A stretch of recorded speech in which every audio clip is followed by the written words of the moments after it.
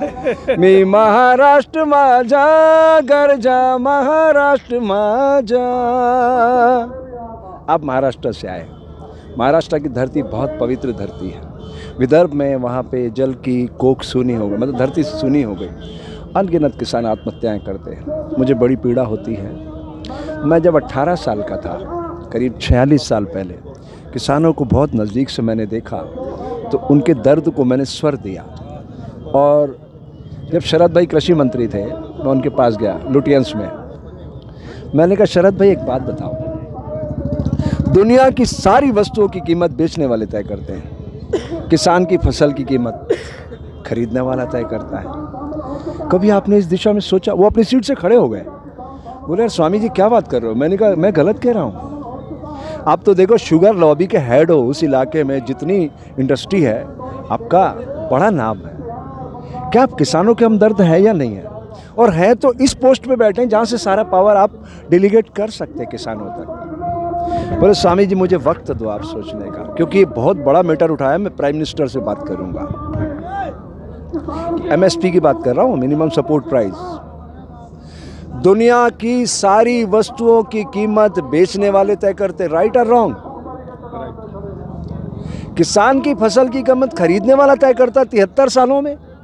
क्या वाकई देश आज़ाद हो गया? आप कहते हैं देश आज़ाद हो गया, बिल्कुल आज़ाद नहीं हुआ है देश। अभी आज़ादी की चिंगारी की शुरुआत 2020 में हो रही है। अभी तक हम गुलाम थे, अब ये गुलामी की बेड़ियां, ये जंजीरें टूटने वाली, क्योंकि अब प्रकृति ने इस सारे मोर्चे को संभाल लिया है। संदेश मेरा बहुत साफ है, आप पैसे से गेहूं खरीद सकते हैं, क्या पैदा भी कर सकते हैं? बिल्कुल नहीं। धरती पुत्र बनना पड़ता है, तब बीज फसलें बन के लहलाते हैं। तो कितनी पवित्रता उसके जीवन में, वो प्रकृति से कितना प्यार करता है। एक किसान हर मौसम को सहन करता अपने ऊपर भी, और धरती के साथ जोड़ता भी है बीज को, तब फसलों को लहलाता है। वो अपने हक की मांग कर रहा है। सामने कौन है, हमें ये समझना होगा। वो एक ऐसा व्यक्ति है जिसके दिमाग में जो वायरस है ना, मैं आज के युग की बात करूंगा, वो एक नरभक्षी का वायरस, वो खूनी वायरस उसके दिमाग में सवार हो गया। उसको खून पीना अच्छा लगता है, इंसानों का। प्रमाण दे रहा हूं आपको। 2002 में दंगे हुए गुजरात में, अनगिनत लोगों को ATS के थ्रू उसने मौत की नींद सुलाया, अनगिनत लोगों को। ATS हेड था, उसका नाम था DG वणजारा। 8 साल मुंबई में बंद रहा हो, जेल के अंदर 8 साल, और अभी भी वो बरी नहीं हुआ है, चल रहा है मैटर। ओके, अब आगे बढ़ते हैं। 2020 आ जाता है, दिल्ली में क्या होता है? CP था अमूल्य पटनायक, ऐसे खड़ा था हाथ जोड़ के। फिर उसको कहा जाता है कि वापस खून की नदियां बहाना है। उनके सामने डिप्टी फाइनेंस मिनिस्टर बोल रहा है, गोली मारो गद्दारों को। अरे भाई, तुम्हारे पास सारी सरकारी एजेंसियां हैं, अगर कोई गद्दार है, कोई खालिस्तानी है, कोई आतंकवादी है, कोई पाकिस्तान से आ रहे हैं, पकड़ो ना, कौन रोक रहा है तुम्हें? तुम हर्षानंद को सर्टिफिकेट दोगे तो हर्षानंद तो अपना रिमोट अपने हाथ में रखता है। तुम्हारे जैसे कितने आए हैं और कितने चले जाएंगे। हमारा तो सारा पैरा मिलिट्री में, बच्चों में, बंदियों में हमारा काम है। आप गूगल पे चेक कर लो, तिहाड़ जेल मेरे पास लाइफ टाइम परमिशन है, 3 बैरक 2, 5, 7। मेरा प्रोग्राम चलता है अपराध से अध्यात्म की ओर, कोई कैंसिल नहीं कर सकता उसको।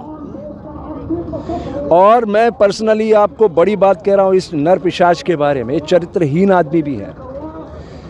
इसने गुजरात के अंदर एक लड़की से इसका चक्कर चला, तो प्रदीप शर्मा IAS था, भुज में, कच्छ में, आइडेंटिटी कर दिया उसने, उसको आज तक इसने जेल में सड़ा दिया। ये प्रमाण है उसका। प्रदीप शर्मा, नाम याद रखना, खाली कहानियां खत्म नहीं होती है।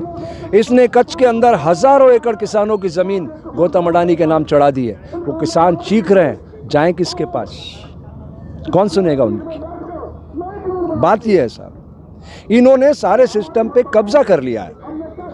अब आप कहते हो कि हम साहब चौथा पिल्लर है, कितना भ्रम है आप लोगों को। अभी हमारे कुछ साथी बोल रहे थे गोदी मीडिया मत बनना। अरे उन बेचारों की मजबूरी है।